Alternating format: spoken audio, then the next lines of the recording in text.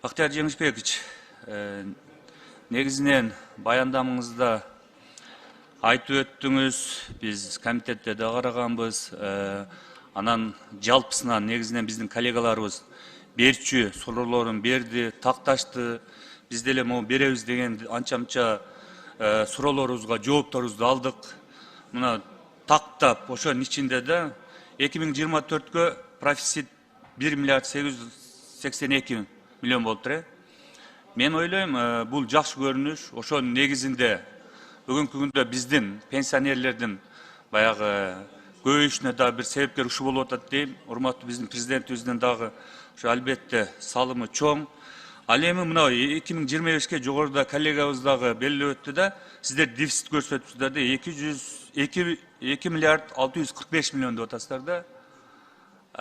Кайра ошол жерде сиз жооп бердиңиз да, ошону бир тактасаңыз, эми кайра профицит менен чыгабыз дедиңиз да, дефицит болбойт. Ошо канча профицит болот, ошону айтып берсеңиз. 118 миллион. Бирок бул дагы көбөйөт кийинки жылдын аягына чейин. Жок, азыр сиз 24-кө бизде шүгүр да, мына жылдан жылга өндүрүштөр, экономикабыз өнүгүп атат, кошулуп атат, туурабы? Демек, сиздер 24-кө 1 миллиард 882 миллион бекитип келсеңиздер, мен ойлойм, 2025-ке мындан да жогору бекитилиш керек да, туурабы? Тиги такталган бюджетти алып келебиз да 25-жылы ошол жерден дагы кошобуз. Мына быйылкы жылдын такталган бюджетине кошумча дагы 3 миллиард кошулуп атат.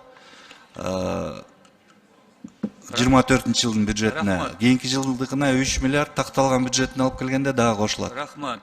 Эгер Кудай буйрса ошо профицит менен келсе дагы биздин пенсионерлерге кошулабы? Мындай жогорулайбы пенсиясы? Пенсиялары жогорулайт. Бизде мыйзамда жазылган, өткөн жылда инфляциянын пайызына биз көтөрүшүбүз керек пенсияны. Сиз 7% деп атасыз да, 7% бекитип атасыз. Эгер профицит жогору болсо, андан да жогору кылганга мүмкүнчүлүк болобу?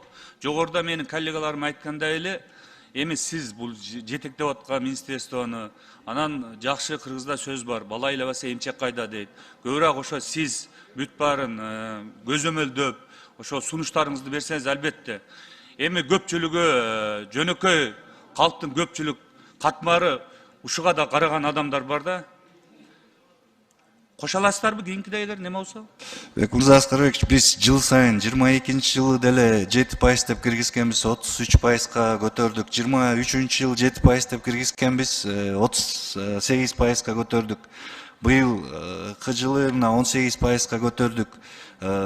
Келерки жылы биринчи жарым жылдык менен карайбыз акчанын түшүшүн. Буюрса жакшы түшсө дагы көбүрөөк кошконго аракет кылабыз. Рахмат. Андан дагы бир ушул учурдан пайдаланып, жөнөкөй мындай соода кылып, же болбосо көп балалуу энелер бар го, жөн эле пенсияга чыгышат, же эч жерде иштебеген. Ошолордун мындай белгилүү өлчөмдөгүсү 7300 деп атасыздарбы, же 6900бу? Эч жерде иштебеген адам болсо, стажы жок болсо пенсияга чыга албайт. Эгер соцфондко төлөбөсө чыга албайтпы? Чыга албайт. Аларга эч нерсе каралбайбы? Алар мамлекет тарабынан бюджеттен каралган акчалар бар. Аларда алат акча. Минсоцтруд аркылуу. Соц аркылуу алар, иштеген гана адамдар алат экен да. Соцфонд аркылуу. Баягындай эле акыркы 3 жылдыгына карап туруп, эсептеп туруп, анан кийин пенсияга чыгарасыздарбы, же азыр кандай? Азыр былтыркы жылы өзгөртүүлөрдү алып келгенбиз, аны колдоп бердиңиздер. 96-жылга чейин биз мурда пенсионерлер кичине кыйналып калышчу, анткени жана иштеген учурларына айлыктарын архивтерден справка алып такташ керек болчу. Көп учурда архивке өткөзүлбөй алган болчу, маалыматтарчы берилбей алган архивтер өрттөнүп кеткен, же болбосо суу каптап кеткен учурлар болгон. Биз ошону сиздер колдоп берген мыйзамдын негизинде 96-жылга чейин айлыктардын тастыктоону алып салдык. Бир общий установленный бир эле сумма коебуз 96-жылга чейин. Ошондо 96 жылдан беркисин карап туруп, анан пенсияга чыгарасыздар, э? 96 жылдан бери бизде персонифицированный учет киргизилген, бизде ар бир кызматкер боюнча маалымат бар. Ким каерде иштеп атат, канча төлөп атат. Дагы тактоо үчүн, коомчулук үчүн акыркы кайсы жылдарын аласыздар? Же ошо 96-тан бери аласыздарбы?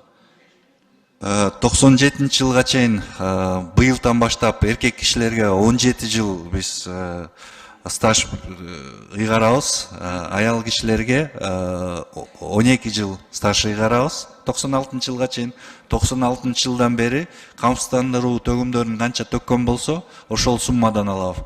Андан тышкары 3-чү бөлүгү бул мамлекет тарабынан пенсияга базалык бөлүгү төлөнөт. Бул базалык бөлүгү 3170 сом деп чектелген. Ушул 3 сомманы кошуп туруп, анан пенсия чегирип беребиз. Рахмат, негизинен мен колдойм. Ийгилик болсун иштериңиздерге. Рахмат.